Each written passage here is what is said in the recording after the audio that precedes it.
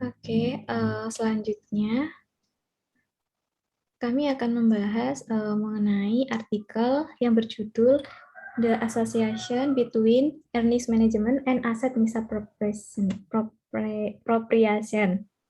Uh, Mana dalam pertanyaan pertamanya, apakah artikel diterbitkan dalam jurnal yang bereputasi, kredibel, dan berkualitas tinggi?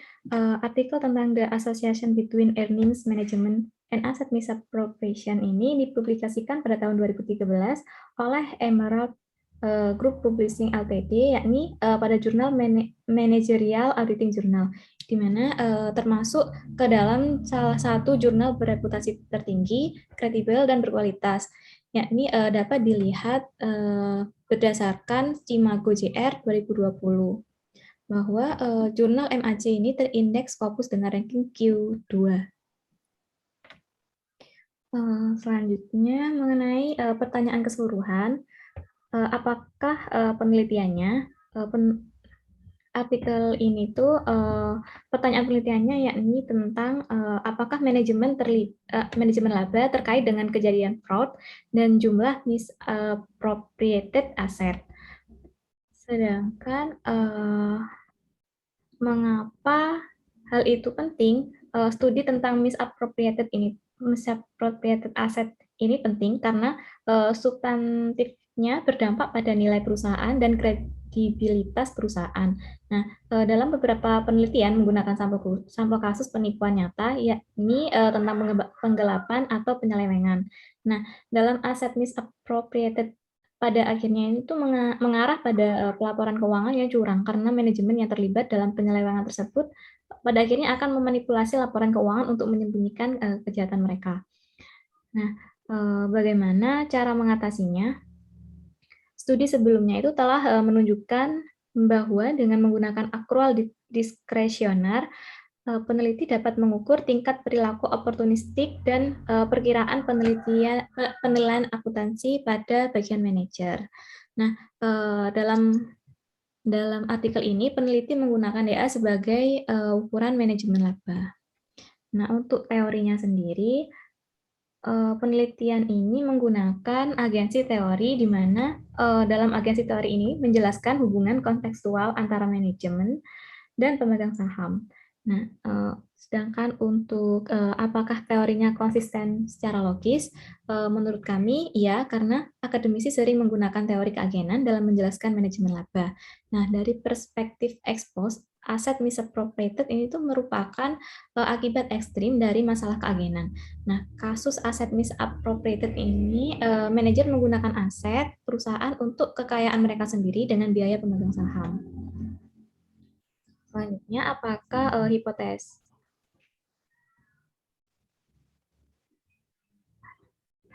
hipotesis mengikuti teori? Dalam penelitian ini, hipotesis alternatif 1 itu yakni there is a positive association between earnings management and the incidence of asset misappropriation. Sedangkan H1 alternatif satunya itu there is a positive association between earning management and the amount of asset misappropriated. Mana dalam hipotesis ini tuh sudah terlihat bahwa hipotesis telah mengikuti dari teori keagenan. Selanjutnya, apa variabel independen konseptual? Menurut kami dalam penelitian ini variabel independen konseptual yang digunakan yakni earning management, sedangkan dependent variabelnya ada dua, yakni incidence of asset misappropriation sama amount of asset misappropriation.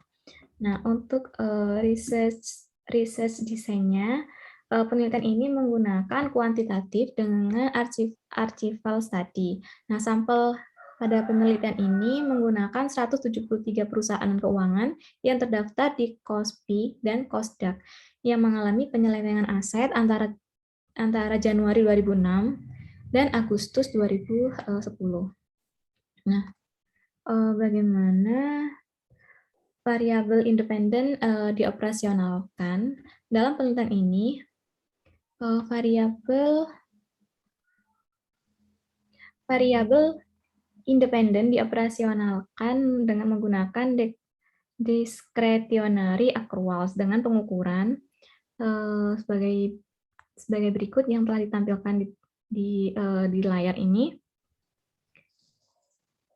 bahwa di sini tuh ada rate change in review from year T to T1, di mana perubahan pendapatan dari tahun ke tahun, dan untuk AR-nya ini perubahan piutang dari tahun T ke T-1, sedangkan PPA ini tuh properti bruto pabrik dan peralatan pada tahun T.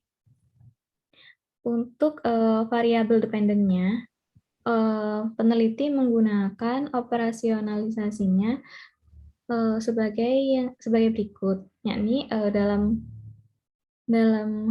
fraud ini indikator sama dengan 1 jika perusahaan mengumumkan aset misappropriation dan 0 untuk sebaliknya. Sedangkan untuk fraud ratio ini proporsi jumlah aset yang disalahgunakan ini atau misappropriated aset itu dibandingkan total aset di tahun sebelumnya.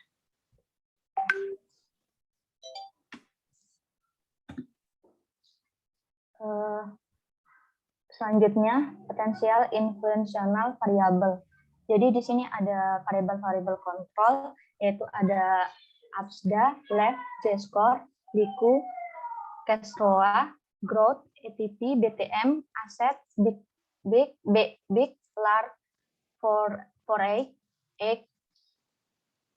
Selanjutnya ada data collection procedure. Yang pertama, mengambil sampel dari perusahaan non-keuangan yang terdaftar di KOSPI dan KOSDAQ yang mengalami penyelewengan aset antara Januari 2006 dan Agustus 2010. Yang kedua, informasi keuangan diambil dari database TS2000 dari Korea Listed Company Association atau KLCA. Yang ketiga, membandingkan sampel dengan mengungkapkan dalam sistem DART, Korean Financial Supervisor Service atau FSS untuk akurasi. Yang sebelumnya. Yang keempat, mendapatkan sampel data akhir untuk menguji hipotesis. Next. Data analisisnya ini menggunakan logistik regresi model dan OLS. Jadi model pertama menggunakan variabel indikator yang mewakili terjadinya aset misappropriation, variabel berkode 0 jika tidak terjadi fraud, variabel berkode 1 jika terjadinya fraud. Model kedua menggunakan variabel kontinu yang mewakili fraud ratio atau proporsi aset misappropriated yang diskalakan dengan total aset perusahaan dari tahun sebelumnya sebagai variabel dependent. Selain itu, melakukan uji ketahanan menggunakan perkiraan akrual sebagai proksi tambahan dari manajemen laba.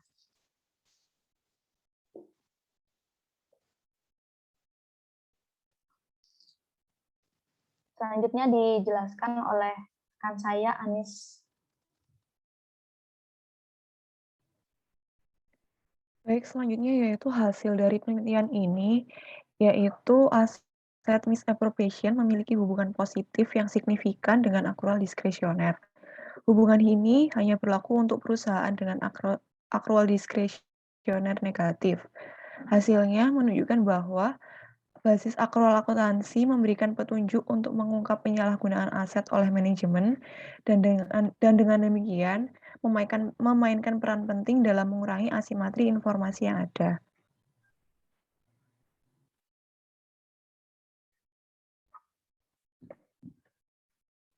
Dan yang terakhir yaitu kesimpulannya. Jadi yang pertama, hasil dari penelitian ini itu menambah pengetahuan karena temuan ini memberikan beberapa implikasi bagi investor, praktisi maupun auditor. Dan studi ini merupakan studi pertama yang memberikan bukti kegunaan akuntansi berbasis akrual dalam mendeteksi penipuan dan meningkatkan pemahaman manajemen laba yang dapat menurunkan pendapatan. Kemudian, possible extension of this work yaitu dapat menyelidiki apakah discretionary accrual itu yang negatif itu memberikan peringatan kepada investor dengan memeriksa reaksi pasar saham sebelum dan sesudah penyalahgunaan aset. Kemudian penelitian selanjutnya mungkin juga dapat mengukur berbagai komponen dari DA untuk mengidentifikasi komponen spesifik yang sebenarnya dipengaruhi oleh penyembunyian aset misappropriation.